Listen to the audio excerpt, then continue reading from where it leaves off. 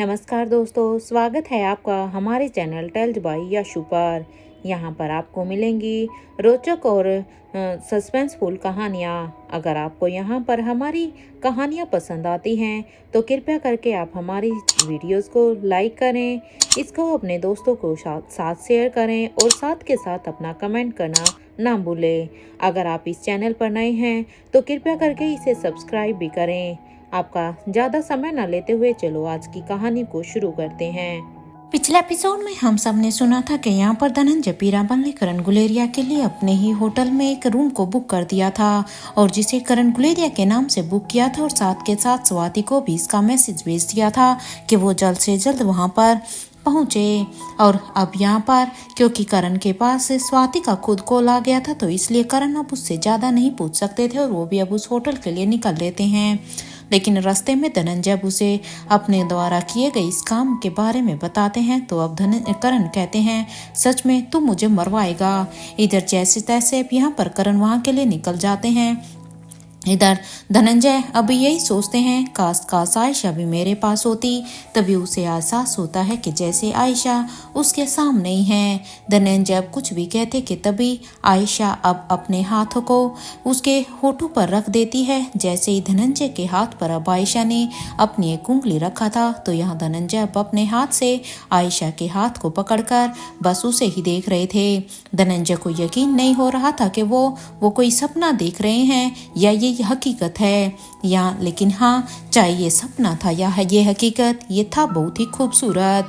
बिल्कुल धनंजय के सोच के अनुसार यहाँ अब आयशा धनंजय से कहती है, सच बताओ धनंजय, मुझे मिस कर रहे हो ना आज के इस दिन। अब यहाँ पर आयशा की इस बात पर धनंजय पीरामल कहता है, हाँ आयशा, मैं तुम्हें बहुत ही मिस कर रहा हूँ। इवन आज के लिए नहीं, हमेशा से ही जब से तुम यहाँ से गई हो मैं बता नहीं सकता मैं तुम्हें कितना मिस कर रहा हूँ। और ये कहते हुए ही धनंजय पीरामल अब आयशा को अचानक से अपनी तरफ खींच लेते हैं। तो यहाँ आयशा भी अब इससे पहले वो धनंजय की बाहों में आती तभी आयशा ने अपने आप को बैलेंस करते हुए अब वो धनंजय को एक हल्का सा धक्का देती है और अब वहां से उसे धक्का देते हुए दूसरी तरफ जाने लगती है। तो यहाँ अब धनंजय भी बस आयशा को ही इस तरह से दूसरी तरफ जाता हुआ देख रहे थे। यहाँ आयशा अपनी अदाओं के साथ दूसरी तरफ जा रही थी और आयशा भी यहाँ पर टेबल के पास चली जाती है। टेबल पर यहाँ पर गुलाब की कुछ पंखुड़ियों से भरी हुई थाली रखी थी। आयशा अब उस टेबल के पास जाकर उस थाली को अपने हाथों से उठाती है और अब उस थाली में जितनी भी गुलाब की पंखुड़ियाँ थी उन सब को हवा में उड़ा देती है। जैसे ही आयशा ने ये सब किया तो वहाँ पर पूरे के पूरे रूम में ही अब गुलाब की पंखुड़ियाँ ही बिखरी हुई थी जो कि धनंजय के ऊपर भी बिखर रही थी। और यहाँ आयशा ये देखकर अब मंद मंद मुस्काती है तो यहाँ धनंजय तो बस आयशा को ही देखे जा रहा था क्योंकि सच में उसे आयशा आज बहुत ही खूबसूरत लग रही थी। और यहाँ आयशा अब पंखुड़ियों को बिखेरने के बाद अब यहाँ पर धनंजय के रूम में लगे हुए म्यूजिक सिस्टम के पास जाती है और वहाँ जाने के बाद अब वो यहाँ पर उस सिस्टम में एक म्यूजिक को ऑन कर देती है। इस म्यूजिक को ऑन करने के बाद आयशा अब इस म्यूजिक के ऊपर गोल गोल घूमने लगती है। यहाँ आयशा को इस तरह से घूमता हुआ देखकर अब धनंजय अपने आप को नहीं रोक पाते और धनंजय पीरामल अब आयशा के पास जाकर अब उन्हें पीछे से हक कर लेते हैं और अब वो धीरे से आयशा के कान में कहते हैं, आयशा, कितना खूबसूरत म्यूजिक है ना, तो क्यों ना इस इतने खूबसूरत म्यूजिक में साथ में ही डांस करें। धनंजय के इस बात पर अब आयशा भी हाँ में अपना सिर हिला देती है और यहाँ धनंजय और आयशा के बीच में अब डांस शुरू हो जाता है। एज ए कपल ये दोनों मंद अपने डांस को काफ़ी इंजॉय कर रहे थे। यहाँ हर एक स्टेप के साथ धनंजय आयशा को किस कर रहे थे। इधर कुछ देर के बाद अब आयशा को वो बेड के पास लेकर जाकर आयशा को वहाँ पर बेड पर लिटा देते हैं और वो खुद आयशा के पास आकर कहते हैं, आई लव यू आयशा। सच में आयशा, मुझे यकीन नहीं हो रहा है कि तुम आज के दिन मेरे साथ हो। ये कहते हुए ही धनंजय अब आयशा के एक फोरहेड पर किस करते हैं। यहाँ आयशा भी अब धनंजय को अपनी बाहों में भर लेती है। इधर धनंजय पीरामल अभी अपने ही सोच में थे क्योंकि ये धनंजय पीरामल का एक खूबसूरत सा सपना था, ये सच नहीं था। उनका सपना ये जब टूटा जब उन्हें एहसास होता है कि कोई उनके दरवाजे को नोक कर रहा है। दरवाजे की नोक की आवाज़ को सुनकर धनंजय अपने इस खूबसूरत से ख्वाब से बाहर आते हैं और अब जैसे ही धनंजय को एहसास हुआ कि यहाँ पर उसका ये सपना था, ना कि वो हकीकत थी, तो अब यहाँ पर धनंजय अपने सिर पर अपना हाथ मारते हुए अपने मन में कहते हैं, इतना इतना खूबसूरत ख्वाब है ना ये, काश काश ये सच होता, काश आयशा आज यहाँ मेरे सामने होती। यहाँ धनंजय पीरामल अब आयशा को बहुत ही मिस कर रहे थे और वो मिस करते हुए ही अभी दरवाजे के पास जाकर अब उसे खोल देते हैं। धनंजय ने जैसे ही यहाँ पर अपने कमरे के दरवाजे को खोला तो यहाँ पर उनके हेड सर्वेंट शिवराम खड़े हुए थे। इधर सामने शिवराम को देखकर अब धनंजय कहते हैं, क्या हुआ है शिवराम, तुम यहाँ पर क्या कर रहे हो। इस बात पर अब शिवराम कहता है, सर वो क्या है ना कि सारा काम हो गया है, अगर आपकी परमिशन हो तो आज मुझे छुट्टी मिल सकती है क्या, क्योंकि देखो ना साहब मैंने काम तो सारा कर लिया है और वो क्या है ना कि सुहासिनी मैडम भी अभी अपने कमरे में है तो उन्हें डिस्टर्ब करना मैंने ठीक नहीं समझा, इसलिए मैं आपसे परमिशन लेने के लिए आ गया। अब यहाँ पर धनंजय कहते हैं, लेकिन तुम्हें छुट्टी क्यों चाहिए। अब शिवराम कहते हैं, वो क्या है ना कि आज घरवाली ने कहा था कि उसे घूमने लेकर जाऊं, क्योंकि आज उसका बड़ा ही मन था। इस बात पर अब धनंजय पीरामल कहते हैं, ओह तो ये बात है, हाँ ठीक है भाई, ऐसे काम में देरी कैसी, जाओ, और वैसे भी सारा काम तो हो ही गया है।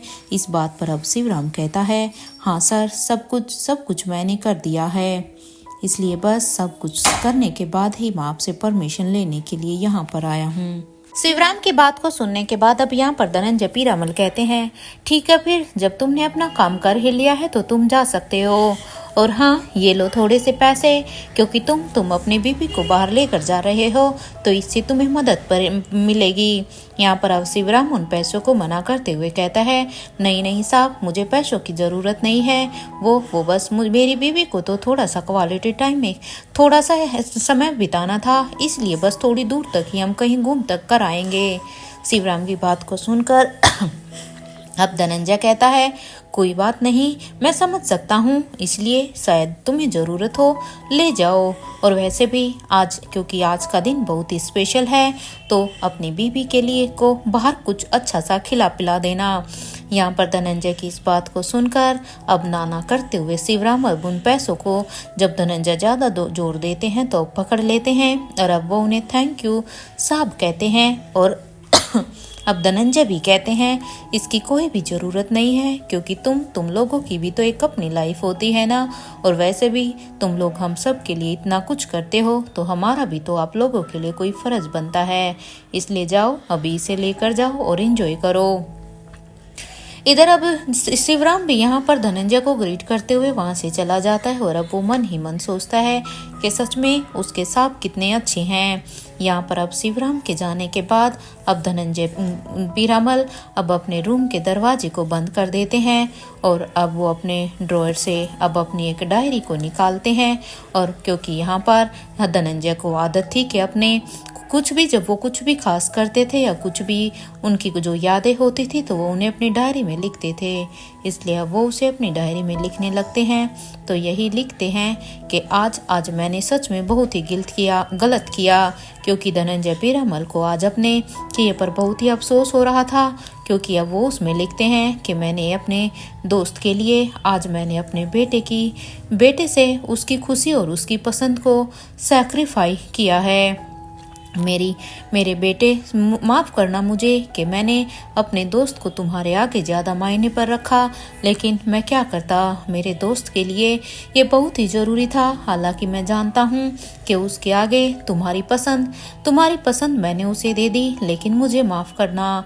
यही लिखते हुए ही धनंजय पीरामल अब अपनी सोच में चले जाते हैं कि आज सुबह जब वो अनिका के रूम में गए थे, क्योंकि धनंजय पीरामल को आज आयशा की याद सुबह से ही आ रही थी, और ये तो धनंजय भी जानते थे कि जरूर अनिका और रोहित को तो आयशा के बारे में कुछ न कुछ जरूर पता होगा।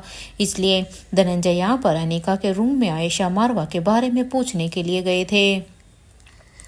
यहाँ जैसे ही वो अनिका के रूम के बाहर पहुंचते हैं तो धनंजय अब अनिका के रूम के दरवाजे को नॉक करते हैं। तो यहाँ अनिका, जो कि अभी तैयार होने की सोच ही रही थी, वो जब दरवाजे को खोलती है तो वहां पर उसने देखा कि उसके धनंजय पापा दरवाजे के बाहर खड़े हुए थे। धनंजय को इस तरह से दरवाजे के बाहर खड़ा हुआ देखकर अब यहाँ पर अनिका हैरान होती है, क्योंकि अनिका ने नहीं सोचा था कि उसके पापा इस समय यहाँ पर होंगे। इसलिए अब अनिका धनंजय से कहती है, पापा आप यहाँ, सब ठीक तो है ना? कुछ चाहिए था क्या आपको? अब अनिका की इस बात पर अब धनंजय पीरामल कहते हैं, अनिका पहले मुझे अंदर तो आने दो ना बेटा, उसके बाद ही मैं तुम्हें बता सकता हूँ। धनंजय की इस बात को सुनकर अब अनिका भी हाँ में अपना सिर हिलाती है और कहती है, हाँ हाँ सॉरी आइए ना, अंदर आइए। और यहाँ आने के बाद अब धनंजय दरवाजे को बंद कर देते हैं, क्योंकि धनंजय नहीं चाहते थे कि वो आयशा के बारे में अनिका से जो कुछ भी पूछे, यहाँ पर मारवा हाउस के किसी भी सदस्य को उसके बारे में कानो कान खबर हो। इसलिए धनंजय पीरामल अब अंदर आते हैं और अब यहाँ पर अनिका कहती है, हाँ पापा कहिए, क्या काम था आपको मुझसे?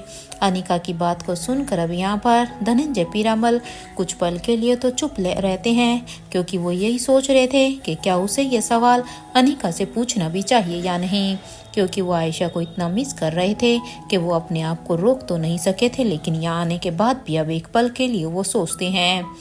अब यहाँ पर धनंजय को इस तरह से चुपचाप खड़ा देखकर अब अनिका कहती है, क्या हुआ पापा, कहिए ना, क्या कहना चाहते हैं? देखिए, जो भी बात है आप मुझसे बेझिझक कह सकते हैं, आप ही तो मुझे बेटी कहते हैं ना, तो बस अपनी बेटी के सामने अपने दिल की बात रखिए, कहना क्या चाहते हैं? अनिका की इस बात को सुनकर अब धनंजय पीरामल कहते हैं, अनिका मुझे तुमसे कुछ बात करनी है आयशा के बारे में। इस बात पर अब अनिका कहती है, हाँ तो पापा बताइए ना। इधर अब धनंजय पीरामल कहते हैं कि अनिका, आयशा कहाँ है? देखो अनिका, बहुत समय हो गया है आयशा को यहाँ से गए हुए। अनिका क्या तुम्हें आयशा के बारे में कुछ पता है क्या? आखिर वो कहाँ पर है और उसका फोन क्यों नहीं लग रहा है? धनंजय पीरामल की इस बात पर अब अनिका कहती है, आप बिल्कुल भी चिंता मत कीजिए पापा, माँ जहाँ कहीं भी हैं माँ ठीक हैं। बस क्योंकि यहाँ पर सब कुछ जो कुछ भी हुआ उसके बाद बस उन्हें थोड़ा सा चेंज चाहिए था, इसलिए वो यहाँ से गई हैं, लेकिन आप बेफिक्र रहिए, वो सही सलामत हैं।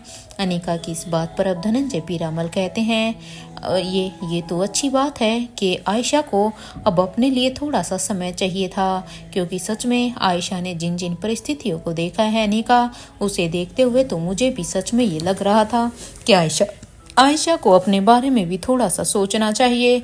लेकिन वैसे क्या तुम मुझे बता सकती हो कि आयशा यहाँ पर वापस कब तक आएगी? अब धनंजय की इस बात पर अब अनिका कहती हैं, ये तो मुझे भी नहीं पता पापा, क्योंकि मैं अभी इसके बारे में आपको कुछ भी नहीं बता सकती हूँ, क्योंकि इसके बारे में तो डिसीजन उन्हीं का ही होगा ना। अनिका की ये बात सुनते ही अब धनंजय पीरामल कहते हैं, वैसे ठीक है अनिका, अगर आयशा ठीक है तो मैं इसी में ही खुश हूँ। वैसे क्या तुम मेरी आयशा से बात करवा सकती हो क्या? क्योंकि देखो बहुत समय हो गया है, मैंने कितनी बार ही आयशा को कॉल ट्राई किया है, लेकिन उसका फ़ोन लग ही नहीं रहा। धनंजय की इस बात को सुनकर अब अनिका कहती है, अभी तो पॉसिबल नहीं होगा पापा, क्योंकि देखो अभी मुझे नहीं पता आयशा माँ भी बात कर पाएगी या नहीं, और वैसे भी मुझे भी अभी जाना है, मिस्टर मारवा मेरा इंतज़ार कर रहे होंगे। लेकिन हाँ, आई प्रॉमिस, मैं आज का दिन पूरा होने से पहले आपकी आयशा माँ से बात जरूर करवा दूंगी। इधर अनिका की ये बात सुनते ही अब धनंजय पीरामल कहते हैं, थैंक यू सो मच बेटा। और ये कहते हुए ही अब धनंजय पीरामल कहते हैं, ठीक है बेटा, फिर मैं चलता हूँ, एंजॉय योर डे। अब ये कहते हुए ही धनंजय पीरामल अब वहाँ से जाने ही वाले थे कि तभी अब उनकी नज़र बेड पर रखे हुए उसी गाउन पर ही जाती है जिस गाउन को रोहित ने अनिका को पहनने के लिए दिया था। यहाँ पर उस गाउन को देखकर तो अब धनंजय पीरामल अब उस गाउन को देखते ही रह जाते हैं, क्योंकि वहाँ पर अनिका ने उस गाउन को पहनने के लिए उसको उसके जिप लॉक से बाहर निकाल कर रखा हुआ था। इसलिए उस गाउन के पास जाकर अब उसे देखकर धनंजय पीरामल अब उसे हैरानी से देख रहे थे। इधर उस गाउन को देखते हुए अब वो अनिका से कहते हैं, ये गाउन तुम्हारे पास कैसे आया अनिका? अब हालांकि धनंजय ने सीधा सीधा ही अनिका से ये सवाल पूछ लिया था, लेकिन धनंजय के इस सवाल पर अनिका बहुत ही हैरान होती है कि आखिर उसके पापा उसे इस गाउन के बारे में ऐसे क्यों पूछ रहे हैं, क्योंकि अगर ये अनिका के पास है तो डेफिनेटली ये अनिका का ही तो गाउन होगा, लेकिन उन्होंने इस गाउन के बारे में ऐसे क्यों पूछा? इसलिए अब अनिका हैरानी से धनंजय पीरामल को देखते हुए कहती है, ये कैसा सवाल है आपका पापा? मेरा मतलब है कि ये गाउन तो मुझे मिस्टर मारवा ने दिया है ना, क्योंकि आज उन्होंने ये स्पेशल मुझे आज के लिए पहनने के लिए दिया है। उन्होंने खासी से ऑर्डर देकर बनवाया है, लेकिन आप इसके बारे में ये सब क्यों पूछ रहे हैं? कुछ हुआ है क्या पापा? अनिका की इस बात पर अब धनंजय पीरामल कहते हैं, नहीं अनिका, कुछ हुआ तो नहीं है, लेकिन ये गाउन पता है चलो क्योंकि अब तुम पूछ ही रही हो तो मैं बता देता हूँ। पता है ये गाउन करण को बहुत ही पसंद आया था। इनफैक्ट कल का पूरा दिन तो इस गाउन के चक्कर में ही वेस्ट हो गया था। मैं तुम्हें बता नहीं सकता कि करण को ये गाउन इतना पसंद था कि इस गाउन के आगे उसे फिर कोई और गाउन पसंद ही नहीं आया। कल पूरा ही दिन हमने ना जाने कितने ही ऐसी ड्रेसेस को ढूंढा है, लेकिन एक बार के लिए ये गाउन उनकी आंखों में इसकी पिक्चर ही ऐसी बस गई कि बस फिर तो धनंजय ने कोई और पसंद ही नहीं किया। धनंजय की इस बात पर अब अनिका हैरान होकर कहती है, इसका मतलब कि वो दो इडियट, क्योंकि जैसे ही धनंजय ने अनिका से ये सब कहा तो अनिका को कल रात की बात याद आ जाती है, जब रोहित मारवा अनिका से कह रहा था कि इस गाउन को देने के लिए कोई दो इडियट वहां पर उस डिजाइनर के पास गए थे और वो इसकी 10 गुना कीमत तक देने के लिए तैयार थे। लेकिन अब ये सब सोचकर अनिका के मुंह से ही सीधा ही दो इडियट निकल जाता है, लेकिन अभी अपने शब्दों को लगाम लगाते हुए अब अनिका कहती है, मेरा मतलब है पापा कि आप और पापा थे जो इस गाउन को कल 10 गुना कीमत पर लेने के लिए भी तैयार थे। क्या आप दोनों ही उस डिजाइनर के पास इसे लेने के लिए गए थे फिर? अब यहाँ पर धनंजय की इस बात को या अनिका की इस बात को सुनकर अब धनंजय हाँ में अपना सिर हिला देता है, और लेकिन अब वो कहता है, लेकिन तुम्हें कैसे पता कि हम इसे लेने के लिए तैयार थे? धनंजय की इस बात को सुनकर अब अनिका कहती है, वो उस डिजाइनर का मिस्टर मारवा के पास कॉल आया था तो इसीलिए मुझे पता चला।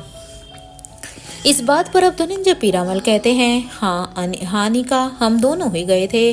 वो क्या है ना कि करण को ये गाउन स्पेशल तुम्हारी माँ स्वाति के लिए बहुत ही पसंद आया था। अरे ये कहते हुए ही अब धनंजय पीरामल अब कहते हैं, लेकिन अफसोस के वो डिजाइनर इसे 10 गुना कीमत पर देने के लिए भी तैयार नहीं हुआ। हम दोनों ने न जाने उसके सामने कितनी ही रिक्वेस्ट की थी कि वो उसे ये गाउन दे दें, क्योंकि तुम्हारे पापा तुम्हारी माँ के लिए स्पेशल कुछ करना चाहते थे।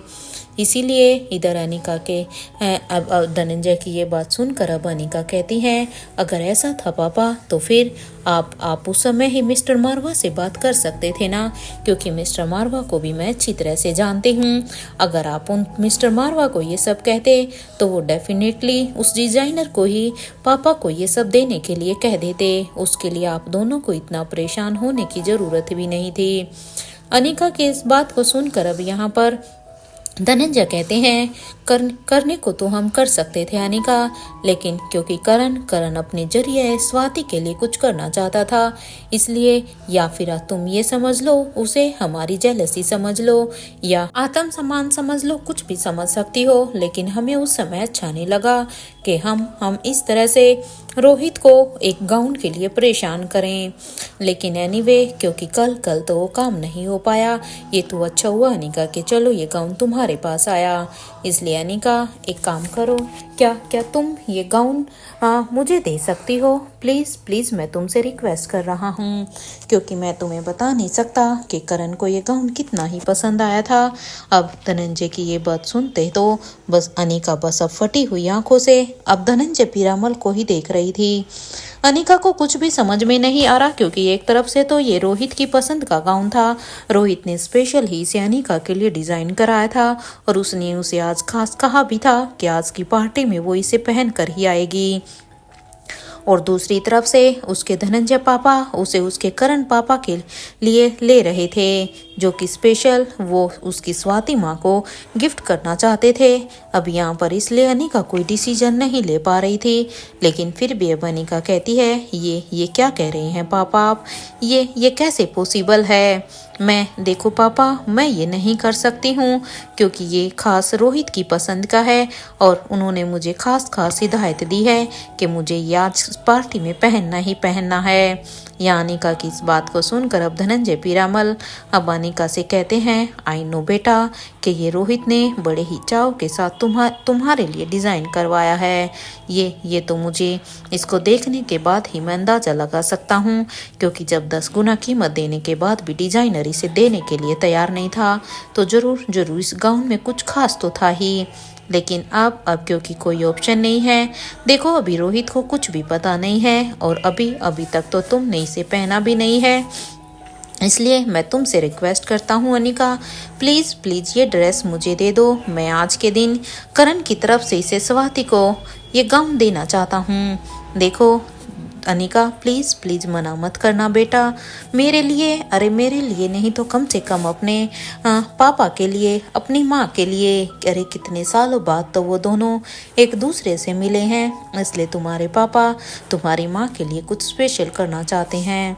इधर धनंजय की ये बात सुनते ही अब अनिका अपने रूम में बने हुए सोफे पर जाकर बैठ जाती है, क्योंकि अनिका भी यहाँ पर एक कसम में फंस जाती है। वो एक तरफ ही वो यहाँ पर बार बार अब धनंजय को मना नहीं कर पा रही थी और दूसरी तरफ उसे रोहित का प्यार, रोहित का इमोशंस, रोहित की मेहनत सब कुछ दिखाई दे रहा था। यहाँ अब अनिका को इस तरह से परेशान देखकर अब धनंजय पीरामल भी उसकी तरफ जाकर बैठ जाते हैं और अब वो कहते हैं, क्या सोच रही हो अनिका तुम? देखो बेटा, मेरी बात समझने की कोशिश करो। अब धनंजय की ये बात सुनते ही अब अनिका कहती है, पापा कि ये क्या कह दिया आपने, क्योंकि सच में मैं तो अब कुछ डिसीजन ही नहीं ले पा रही हूँ। मेरे लिए तो मिस्टर मारवा भी इतने ही इम्पोर्टेंट हैं और मेरे लिए आप सब भी। अगर मिस्टर मारवा को पता होता ना कि पापा को सच में एक गाउन स्वाति माँ के लिए पसंद है, तो वो खुशी इस गाउन को दे देते। काश मिस्टर मारवा को ये सब पता होता, फिर तो वो यहाँ पर इसे मेरे लिए लेकर भी नहीं आते। वैसे पापा, आपको तो पता ही है ना कि मिस्टर मारवा और मैं माँ और पापा के लिए क्या सरप्राइज प्लान कर रहे हैं, क्योंकि उसके बारे में तो आपको भी पता है। इस बात पर अब धनंजय पीरामल कहते हैं, हाँ बेटा, मुझे सब कुछ पता है। इवन मुझे बहुत ही प्राउड हो रहा है तुम दोनों के ऊपर कि तुम हम हमारी इस एज में भी हमारे लिए इतना कुछ सोच रहे हो। जहाँ आजकल के बच्चे अपने माता पिता के बारे में उनकी सुनते भी नहीं हैं, उन सोचना तो दूर की बात है, और तुम लोग हमारे लिए इतना कर रहे हो। प्लीज़ बेटा, एक काम और कर दो। यहाँ अनिका अब एक गहरी लंबी सांस लेती है और अब धनंजय की ये बात सुनकर कहती है, पापा मुझे कोई प्रॉब्लम नहीं है इस गाउन को आपको देते हुए, लेकिन प्रॉब्लम तो सबसे बड़ी यहाँ पर मिस्टर मारवा के इमोशन की है ना, क्योंकि सबसे बड़ी प्रॉब्लम तो मुझे वही नज़र आ रही है। अगर मैं आज इस पार्टी में ये गाउन पहन कर नहीं गई तो सच में वो मेरी बात को समझ भी नहीं पाएंगे। उससे पहले ही उनके दिल को बहुत ही हर्ट होगा और मैं नहीं चाहती कि आज के इस इतने अच्छे दिन पर मैं उन्हें किसी भी तरह से हर्ट करूं। अनिका की इस बात पर अब धनंजय पीरामल कहते हैं कि प्रॉब्लम क्या है ये तो मैं भी जानता हूँ अनिका। अब अनिका कहती है, मुझे देखिए, मैं आपको जैसे पहले ही बता चुकी हूँ, ये गाउन मुझे अभी पहन कर जाना है। और एक बात, मैं इस तरह से अचानक मिस्टर मारवा के सामने अगर अब कोई भी ड्रेस नहीं पहन सकती हूँ, क्योंकि वो भी जाते हुए भी मुझे कह कर गए हैं कि मैं यही पहन कर नीचे आऊँ। अब ये सुनते ही अब धनंजय पीरामल कहते हैं, मैंने आयशा के लिए, मेरे पास एक आइडिया है निका, अगर तुम यहाँ पर यही सिचुएशन है, तुम्हें अगर यही प्रॉब्लम नज़र आ रही है, तो क्यों ना ऐसा करते हैं कि मेरे पास एक गाउन रखा हुआ है जिसे मैंने सेम आयशा के लिए तैयार करवाया था।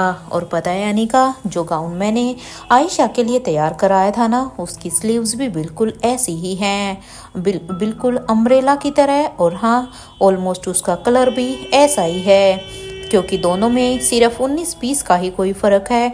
अगर कोई ज़्यादा ही बारीकी से इन दोनों ही गाउन को एक साथ देखेगा तो शायद वो इसमें फ़र्क पता कर सकता है, अदरवाइज़ नहीं।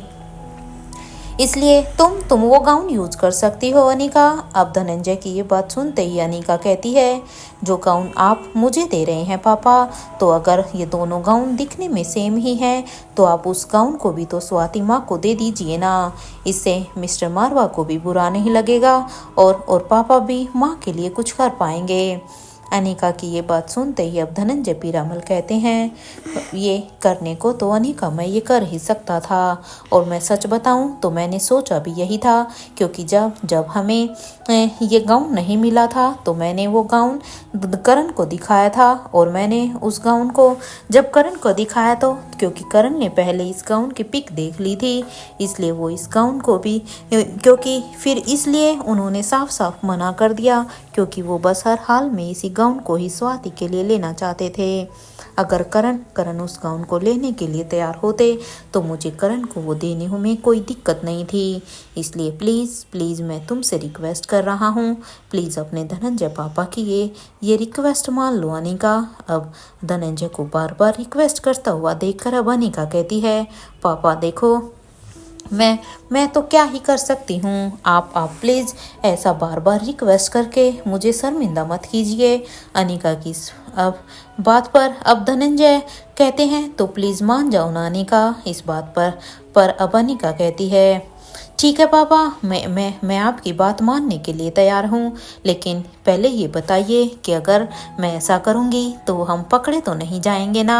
मेरा मतलब है कि मिस्टर मारवा को इस गाउन के बारे में पता तो नहीं चलेगा ना कि मैंने उनका लाया हुआ गाउन नहीं पहना, बल्कि जो आपने गाउन आयशा माँ के लिए लिया था मैंने वो गाउन पहना है।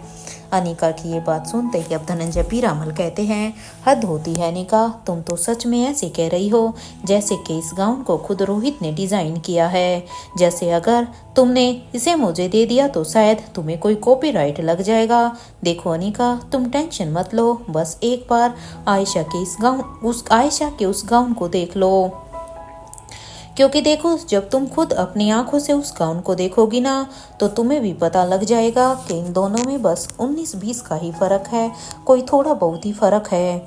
इसलिए पहले तुम उस गाउन को देख लो, इसके बाद तुम खुद कहोगी कि मैं तुम्हें कुछ झूठ नहीं कह रहा हूँ। यह इधर धनंजय की ये बात सुनते ही अनिका कहती है, ठीक है पापा।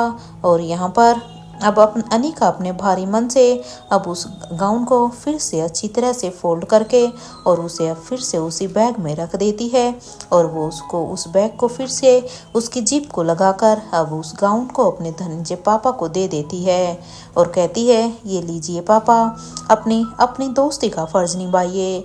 यहाँ धनंजय पीरामल भी अब अनिका के सिर पर अब अपना हाथ रखते हुए कहते हैं, गॉड ब्लेस यू बेटा। इधर यहाँ पर धनंजय अनिका से कहते हैं, अनिका आप मेरे साथ चलिए, मैं आयशा के उस गाउन को आपको दे देता हूँ, क्योंकि आप लेट हो रही हैं ना, इसलिए आप जल्दी से रेडी हो जाइए।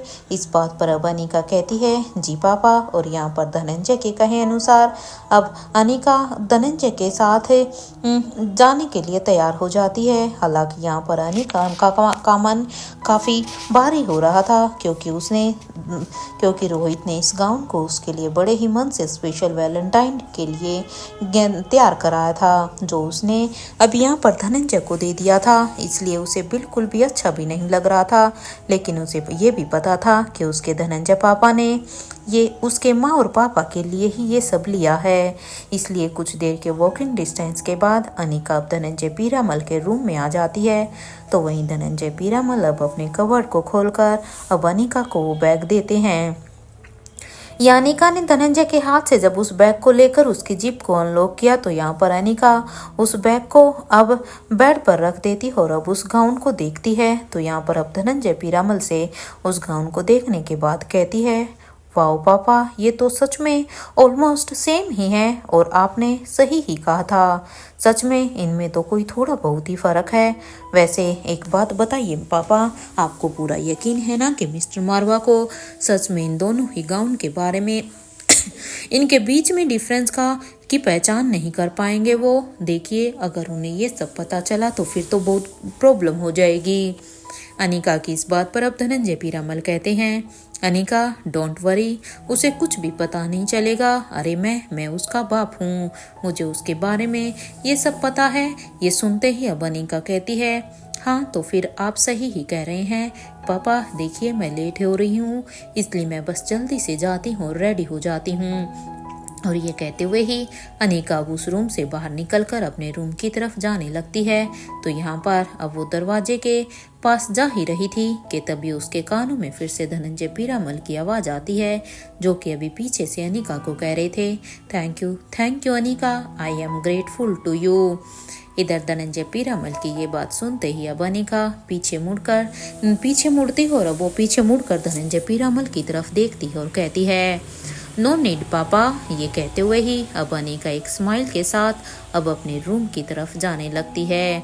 यहाँ धनंजय पीरामल, जो कि अभी इस डायरी में ये सब कुछ लिख रहे थे, क्योंकि वो यहाँ पर रोहित के लिए काफ़ी सॉरी फील कर रहे थे, इसलिए अब धनंजय पीरामल या उस डायरी को फिर से ये सब लिखने के बाद अब बंद कर देते हैं। और अब वो उसके पेन को उस डायरी में ही रखकर यही सोचते हैं, मेरा भाई करण, तेरे लिए कुछ भी, क्योंकि मैं सच में तेरे लिए कुछ भी कर सकता हूँ।